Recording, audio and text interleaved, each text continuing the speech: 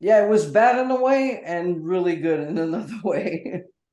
It's one of those unfortunate things where you don't really want to say, "Oh, I'm glad this happened to me," because it's awful stuff. But on the other hand, being able to persevere through it helped to make you who you are and helped to make your journey the way it was. So at least there's a silver lining. Yeah, I'm really trying to see the positive in everything.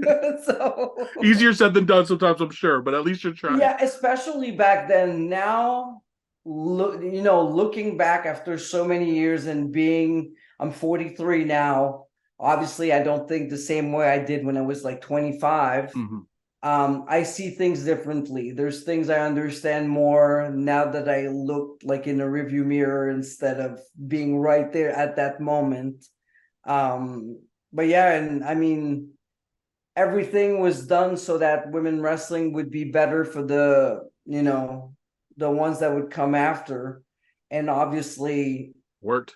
it worked. It worked because now there's so many women involved in wrestling.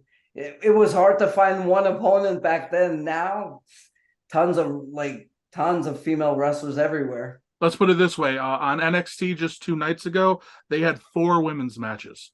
Four women's Yeah. matches on a 2 hour show. When that's basically unheard of.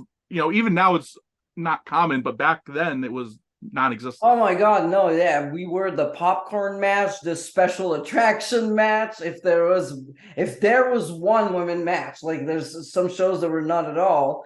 And now as you see, like even on TV, there's a lot more women's matches.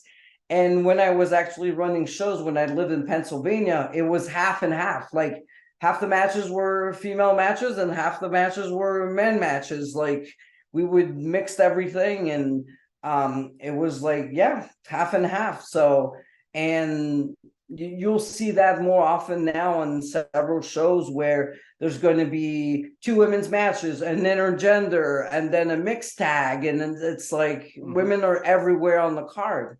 And what's cool about that is I'm not going to get the exact number, so bear with me here. But generally, I think it's like 60 or maybe like 55, 45% for the male women audience for WWE. And now at including the Performance Center, the talent, it's around like 60%, 40%. And again, that's just so different than what it used to be. Like in the Attitude Era, especially like the height of like 98 and 99, like there was maybe like four women on TV, period. Yeah, there was maybe four wrestlers, and the other ones were valets and managers, Mm-hmm. or I'm